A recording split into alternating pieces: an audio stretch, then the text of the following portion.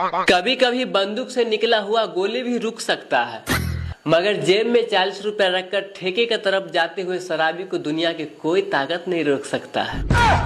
समझ रहे हो ना? पत्नी ने पति से बोली कि खिड़की के पर्दे लगवा दीजिए, पड़ोसी मुझे बार बार घूर के देखते रहता है।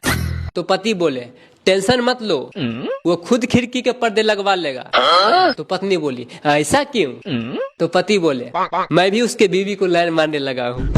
क्या सोच है रे तेरी, मानना पड़ेगा। दोस्तों, कोशिश करने वालों की कभी हार नहीं होती, और पैदल वो लोग भी ठेके पर पहुँच जाते हैं जिनके पास कार नहीं होती। समझ रहे हो? दोस्तों, किसी को टूट कर चाहने से बेहतर है कि उसे कूट कर चाहो, बेहतर परिणाम मिलेगा। आप कहाँ थे ज्ञानी बाबा? लड़कियां हर मामले में लड़कों की बराबरी करना चाहती हैं, पर थोड़ा सा मूछ निकल जाने के बाद ब्यूटी पार्लर दौड़ती है।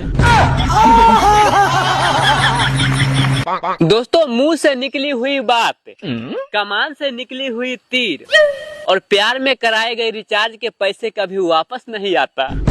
समझ रहे हो?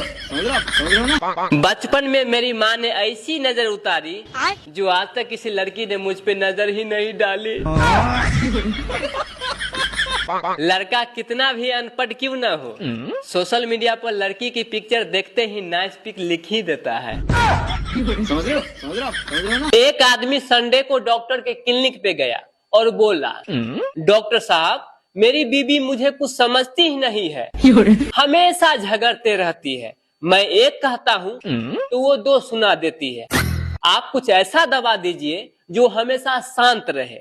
तो डॉक्टर साहब बोले देखो भाई, अगर ये सब चीज इतना ही आसान रहता तो मैं संडे को भी क्लिनिक क्यों खोल के बैठा रहता।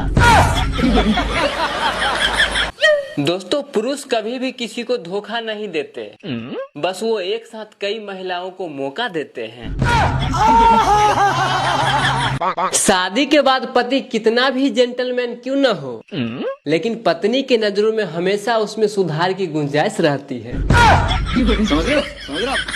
दोस्तों, शादी एक ऐसा दिन है कि स्टेज पर बैठा हुआ दूल्हा सभी लड़कियों को देखकर यही सोचता है कि आज से पहले ये सारी लड़कियां कहाँ मर गई थी। दोस्तों, ससुराल वाले सब कुछ पूछ लेते हैं, मगर ये कभी नहीं पूछते कि तुम मेरे बेटी के साथ खुश तो हो ना।